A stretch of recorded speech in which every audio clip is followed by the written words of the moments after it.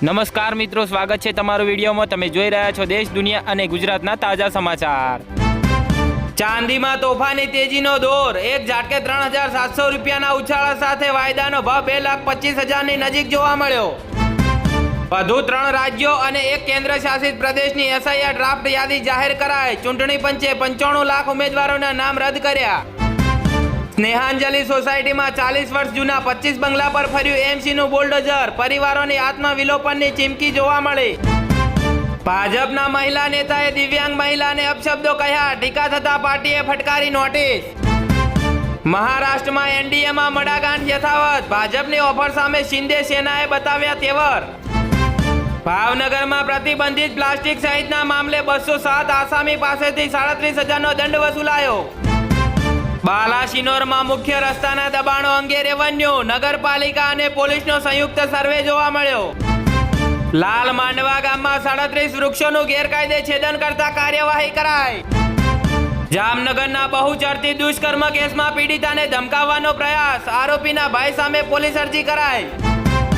આણંદ નડિયાદના સરદાર ભુવનની દબાણો હેઠળ 46 દુકાનો તોડી પડાઈ।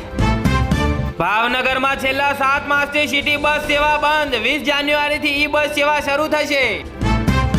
આણંદમાં અલીદ્રા અને જેસવાપુરા હાઈવે પર અકસ્માતમાં 2 મહિલાઓના મોત થયા। શિહોરમાં ઉથરેટી માટે સરકારી જગ્યા ફાળવવાની હિલચાલ સામે ઉગ્ર વિરોધ જોવા મળ્યો। સુરેન્દ્રનગરના સાયલામાં CCI કેન્દ્રમાં B ગ્રેડના કપાસની ખરીદીની માંગ વધી। અમદાવાદમાં બંધ પોલિસી ચાલુ કરાવવાના બહાને અમદાવાદના વેપારી સાથે 23 લાખની છેતરપિંડી થઈ। જામનગર તાલુકાના મોટી ભલસાણ ગામના સામાજિક કાર્યકર ઉપર ઠેબા ચોકડી પાસે હુમલો કરાયો, 2 અજાણ્યા શખ્સોએ હાથ પગ ભાગી નાખ્યા। અમદાવાદ ફ્લાવર શો સવારે 9 થી 10 અને રાત્રે 10 થી 11 રહેશે। VIP એન્ટ્રી ટિકિટના ભાવમાં વધારો થયો। મહેસાણામાં ગોઝારી ઘટના જોવા મળી, પિતાની ચૂકથી વાલ સોયા દીકરાનું કરુણ મોત થયું, ટ્રક રિવર્સ લેતા કચડાયો।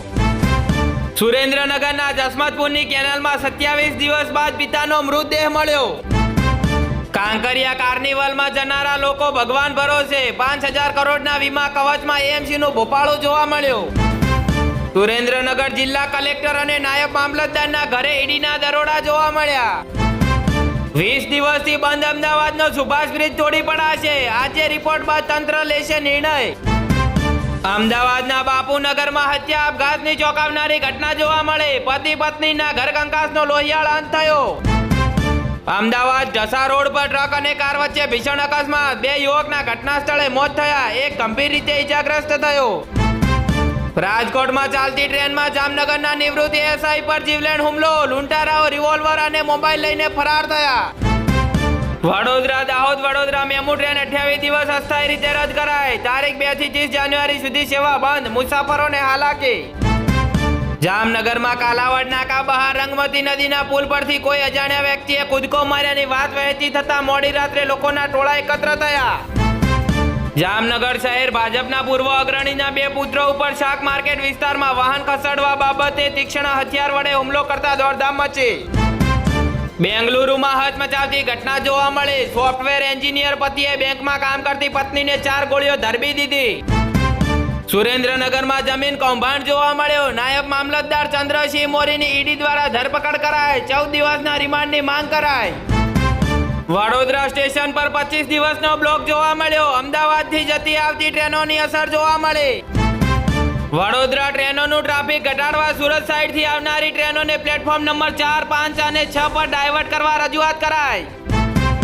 વડોદરા એક ક્લિકમાં જાણી શકાશે ST બસનું લાઈવ લોકેશન। વડોદરામાં મારામારીના બનાવમાં સંડોવાયેલા શખ્સને વડોદરામાંથી તડીપાર કરાયો। હવે દસ્તાવેજની કિંમત 30-40% વધશે, મિલકત ખરીદનારને રોડ કોમન પ્લોટ પર સ્ટેમ્પ ડ્યુટી ચૂકવવી પડશે। ખનીજ ખોદકામ માટે અરવલ્લીની ગિરિમાળા કપાશે તો ઉત્તર ગુજરાત રણમાં ફેરવાઈ જશે। બાંગ્લાદેશમાં હિંસા વકરી, હિન્દુઓના ઘરો અને કટ્ટરપંથીઓએ આગ ચંપી કર્યાનો આરોપ જોવા મળ્યો।